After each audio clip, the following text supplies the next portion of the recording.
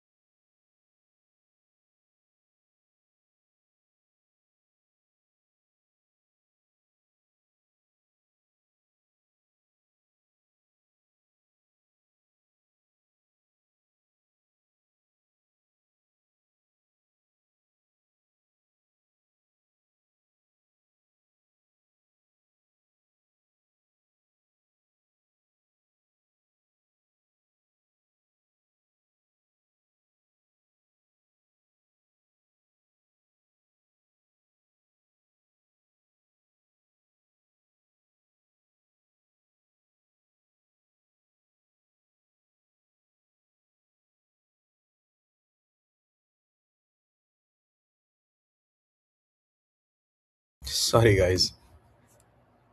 Sorry, ladies and gentlemen. We are back. So basically, long story short is that thank you to everybody who has been really supportive. I mean, crypto has had definitely a very interesting year. 2025 beginning was quite amazing. Actually, you know what? I think I pretty much called the top. We probably should have just sold in like 2025 beginning. I don't know why we held for so long. Honestly, it felt like a dream. But okay, it was so good this year. I think a lot of things happened. I left my former company. I've not spoken about it publicly, but the person I was supposed to, I think somebody's again ringing the doorbell. Man, who's the hell?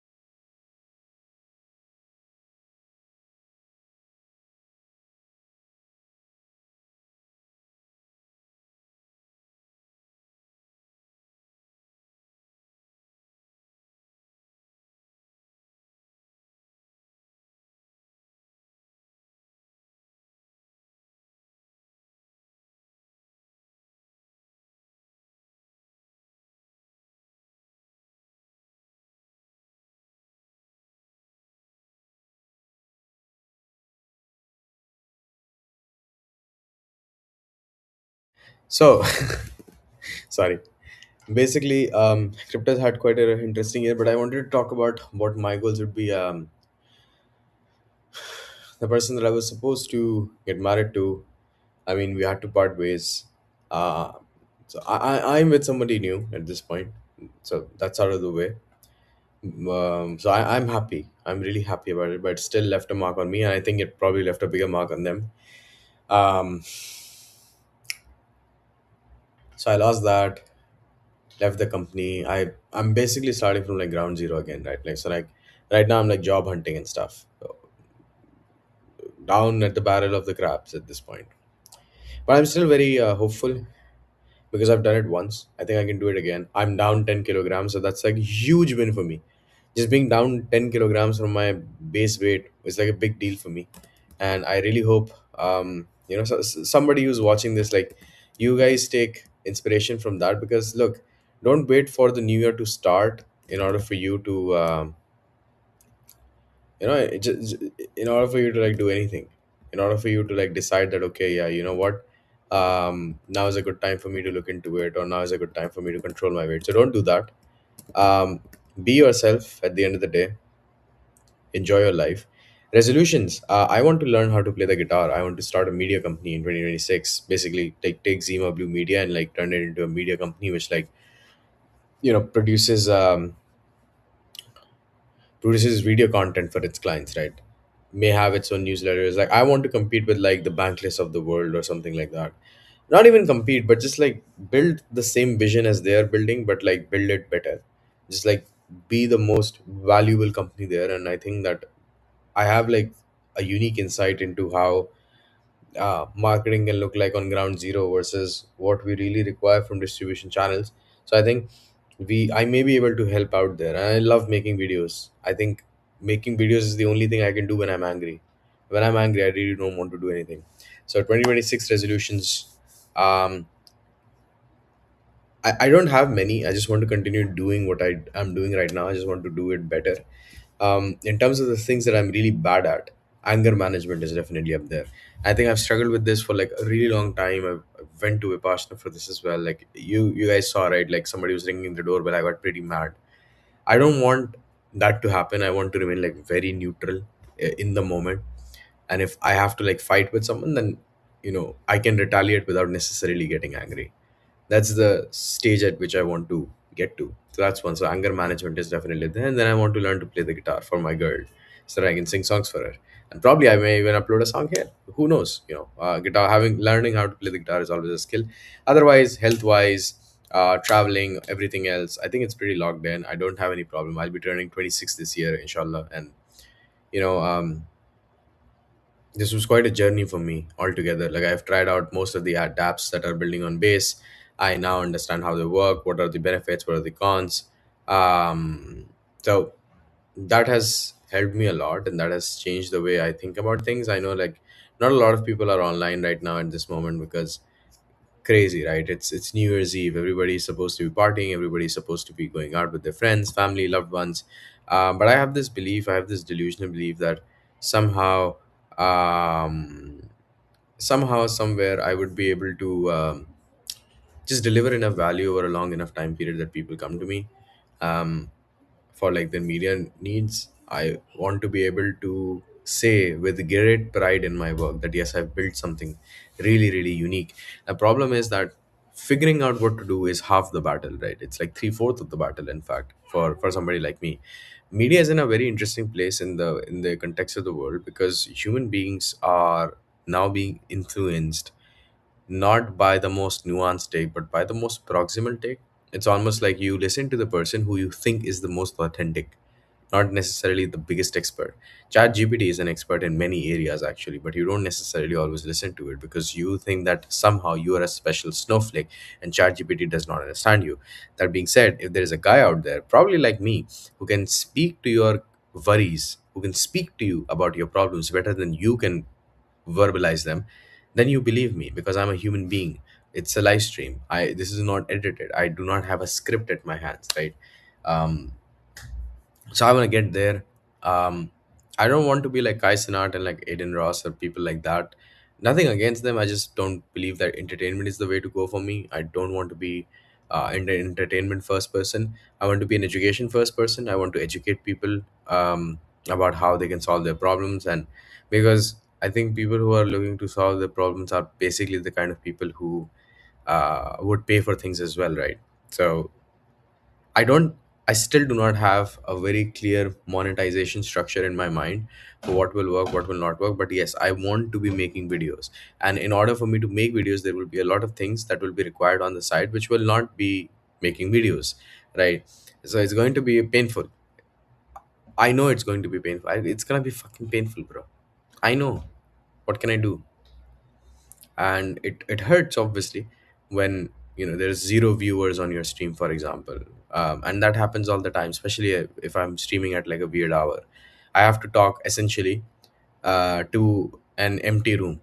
Nobody's there, but it's okay. I don't let that discourage me, because every single time I come back to the stream after like a day or something, Twitter has pushed it to a couple of people, YouTube has pushed it to a couple of people. I think they really take a fancy and liking to me. And alhamdulillah, life has been very rewarding to me in those regards, that I have people who watch me, I have people who think about me, and like remember that, okay, your